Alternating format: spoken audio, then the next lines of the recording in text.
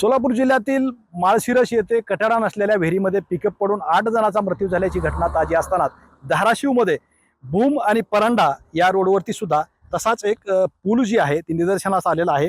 जवळजवळ आपण जर पाहिलं तर खाली 4 ते 5 परस म्हणजेच जवळजवळ 20 फुटाचा ते 25 फुटाचा खड्डा जी आहे या ठिकाणी आपल्याला पाहायला मिळतोय।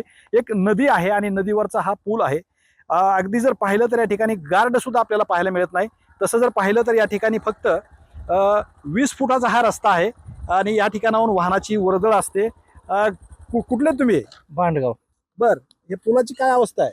अवस्था आता पावसाळ्यापासून अशीच अवस्था आहे। बर, जवळजवळ 6 महिने म्हणजे बघा की पाऊस कधी उघडलाय, ऑगस्ट सप्टेंबर पासून अशीच अवस्था आहे ह्याची।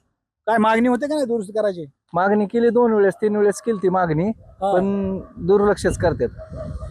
25 फुटाचा खड्डा आहे या ठिकाणी आहे 25 ते 30 फुटापर्यंत आहे खड्डा आणि कटडे पण नाहीत। हे आपण कटाडा पडलाय ना, हा पण कटाडा पडलेलाच आहे आणि 20 फूट रस्ता आहे फक्त। 20 फूट डबल वाहन तर बसतच नाही।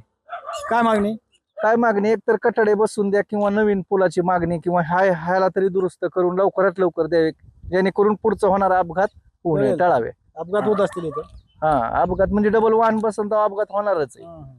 आपण जर पाहिलं तर या ठिकाणी हा संभाजीनगर ते बार्शी असा जोडणारा रस्ता आहे आणि अतिवृष्टीमध्ये या भागामध्ये बरंच असं नुकसान झालेलं आहे आणि त्याच अतिवृष्टीमध्ये या पण पुलाचं नुकसान झालेलं आहे। मात्र आता 1 वर्ष होत आलं तरी या पुलावरती कुठलीही दुरुस्ती केलेली नाहीये।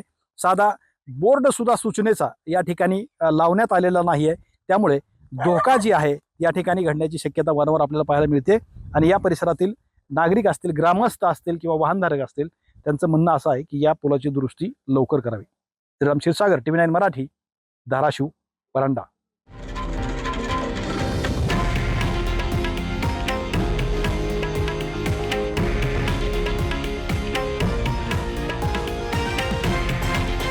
हे आहे देशातील नंबर 1 न्यूज नेटवर्क आणि आपण पाहत आहात TV9 मराठी, एकमेव।